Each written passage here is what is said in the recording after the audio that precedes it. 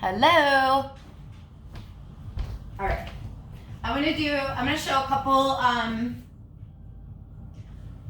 yoga poses for core strengthening, and then I'm gonna share a couple of energetic actions that you can do too, because that's how I teach. It's always practical human effort and then inviting our higher power. You can use what you like and ignore what doesn't serve you. So for the first thing I want to say before I move my body, while you're doing any and most of these poses, what happens inside is more important than what you're doing outside. So for one thing, I want you to just start practicing inhaling the belly button toward the spine and sitting in a nice straight seat, and then just holding the muscles. So it's almost like you're holding your breath, but you're breathing. And I'm only saying that in case you don't know what it feels like to just engage the core. Also, because for myself, I had some abdominal weakening, a lot of it, and then some other things that I had to repair after one of the kids. One of them. And it almost felt like I could do the belly button and it wasn't anything happening. If that's what it feels like in your body, put your hands on your belly and inhale into your hands and help your body feel your muscles in there. Inhale and hold that and sit tall with your hands. Again, you're letting the breath go, but you're holding in that energy. Let your hands help you do that. And when you do that, I want you to do just this a couple of times a day for just 30 seconds, a minute if you got the time or tolerance, where you're literally just hugging the muscles and helping yourself hold the muscles in while you sit up.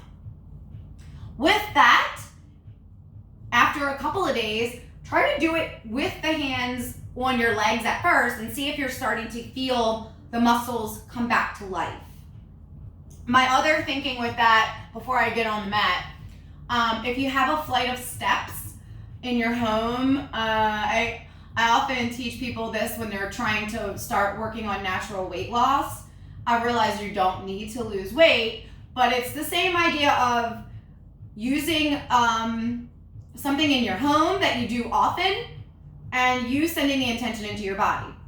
So you won't be thinking, I want to tone and sculpt my abdomen, but you'll be thinking, I am strengthening my abdomen. This action is to make me strong. This is me making me strong. Something like that. Whatever words work for you. And then if you have a set of steps, like for me, I would, every time I go to the restroom, at the bottom of the steps, I would just, okay, I'm bringing it in, pull in my abdomen, and just go up the steps. And then it's done. Like, once I get up the steps, I'm done. I release and it's done. Even when I come back down, I don't do it again.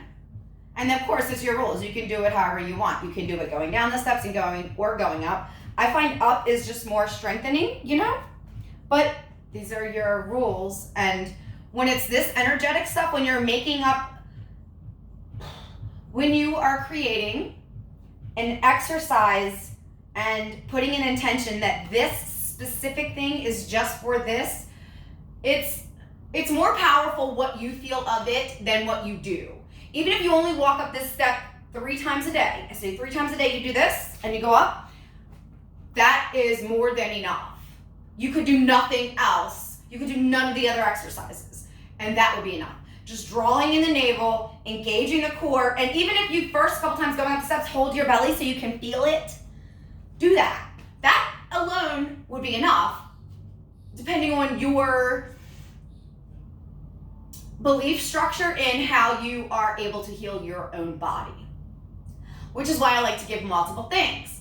For me, I felt sure that I could do these things. So using these tools worked really fast and easy for me. Like under a week, I was seeing big differences. But also, when you're still learning that this is possible, that we are able to heal ourselves, sometimes it's nice to have a combination of things going just until you're able to start being in it and seeing like, I feel I'm gaining more from this, or this feels more natural, or this is more enjoyable. The more enjoyable anything you do, the more enjoyable the things that you do are, the more you will benefit from them. So if you are doing a core exercise and it brings you joy, or it's fine, it's doable, it's easy, you're gonna find results. If you're doing it and it's like, God, I hate this, and then you're hurting yourself, you're overexerting, you're not gonna find the same results. And in fact, you may kind of go the opposite way. You may find injury, you may create other, it's almost more like you're not healing, but you're shifting. So maybe your belly will get strong from doing a couple of push-ups, or your arms, but you're gonna shift this weakness from one part of your body to another. It has to be, when you're healing your body, when you're strengthening your body, when you're doing this as a combined effort, you want to think loving, kind, appreciative things to your body. Again, my work is always a mix of energy and effort. So for now, while I'm speaking specifically to you, Neil, that is the name that I have on Facebook, so I see the C first, but anyway. I wanted to offer a couple of other things, and I wanted to say laying down first. Mostly because if you're feeling weak, I don't think it's smart to try to do push-ups right away, So lay down flat on the back if you can, or lay as flat as you can without pain. I don't know what your other medical situation is like, and I'm not a doctor, so I don't want to say anything that's going to hurt you. But I'm assuming if you can do a push-up, you could probably lay down. Now here, there's a couple things you can do here. First, we're going to put the legs down nice and straight. After, push into the seat, lift the bum, and let the back be really flat so that the lower back is going there. Lift the head, lay the head back down so that the whole back is as flat as you can. Put the arms and hands and the palms facing into the hips and thighs. Bring the toes together and then arch the feet up to the sky like mountain pose. Now from here, start to draw in, adjust your shoulders if you need to. I just noticed how to do that. So as you're laying and adjusting, keep retweaking the body so you're flat. Now you're just gonna inhale, look up at the toes. And as you do that, think about that belly button space. If you can, with comfort, if you need it, bring your hands there and help those muscles feel it. And just do that, and then lay back down. Inhale, look at the toes. Engage the cores. As you're doing that, squeeze your toes apart. Get that whole front body line of energy fired up. If you can do that and that feels good, you can try raising the arms.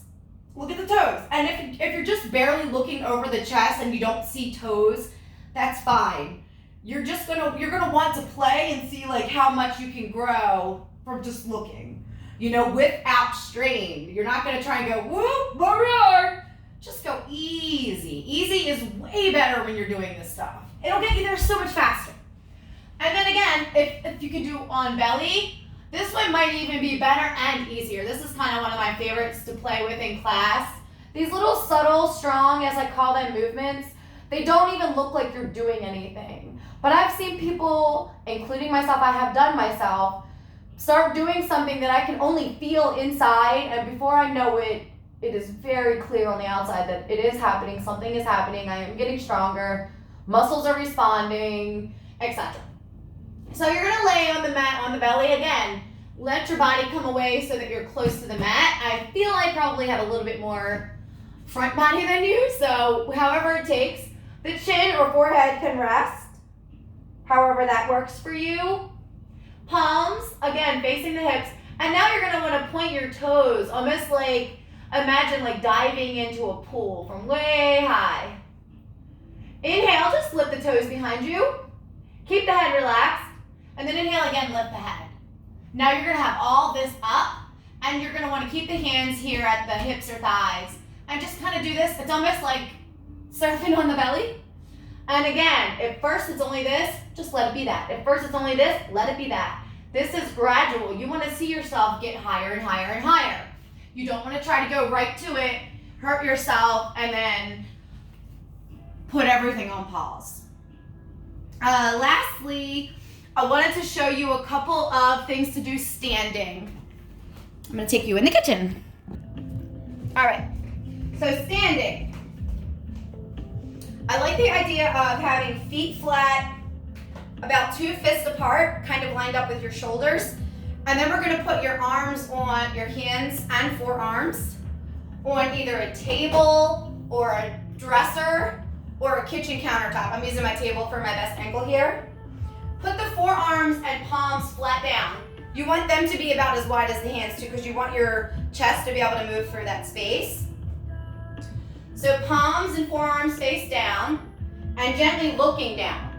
And then walk your feet back about as much as you can without like reaching. You're not trying to be like that. You want to have a bend in the arms, the spine straight. Take the toes and feet about hips width apart, maybe a little bit more. Press into the toes, press into the heels, bend the knees, and then start to inhale, look up. What you're doing is a standing cat-cow. So right now my belly is reaching in, my palms and forearms are pressing deeply into the counter. My toes, the soles of my feet, are pressing into the floor. My knees are stably bent. When you bend your knees towards your pinky toe always. Doing that will keep yourself from injuring the knee by bending and letting the weight fall on the weaker part of the knee. I always say in yoga, when we bend the knee, the pinky toe is your friend in the bend. You always want to reach there, even if it's just a mind's eye. So back to the table. Inhale, cow. Here, if it feels like it, stretch the feet wider. You want more movement through the spine. So take the hands and feet even wider if that feels better. And as you practice, it may feel better to start wider. So let's go there. So inhale, we're on cat-cow. The chin is up, heart's forward, belly forward. It's almost like a loop in my belt. And then exhale, blow it away. Again, now at the blow away, when we come into cow, our knees are bent. When we go to cat, we're gonna straighten the legs, round the back in, bring the chin to the chest, and then once you're in the shape, press again the arms, the fingertips, the toes, press the heels. Don't make the knees straight so that they hurt. Only as straight as it is without pain. Like some people have tighter hamstrings than me. So if it's a little bend, that's fine.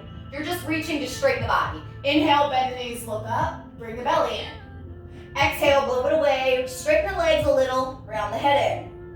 And just kind of move through that. The most important thing is to keep pressing the feet and pressing the palms. So like if you go in the kitchen to make a cup of coffee or warm something up, just do that just a couple times. It doesn't have to be like, do 10 of these 3 times a day. No, do it once, do it twice, you know? But my best thing, I would say, is to just practice engaging. Practice putting your hands on the muscles and hugging the muscles in and just doing that for that minute or 30 seconds. That I think is gonna be your easiest way of measuring, first of all, because you'll notice eventually you won't have to pick it up. You'll just be able to do it, you know? And then, if it's not too woo-woo, I say pick an exercise.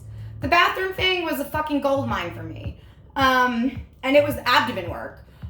And I had a baby come out of there. So I know it's not the same, but it's kind of like, I feel like we're probably pretty close on that abdomen work, uppable stuff. Like there was nothing there. There was, like my belly was just like, you know, so I feel you. I mean, I know it's not the same, but you know, okay. I'm gonna stop repeating because I do that, I talk in circles. I'm gonna go. Let me know if this is helpful. Message me if you have any questions, if something isn't clear, and I'd love to know how it's working for you. And I'm batting for you. I feel you've got a lot of, you know, you got this shit. See ya.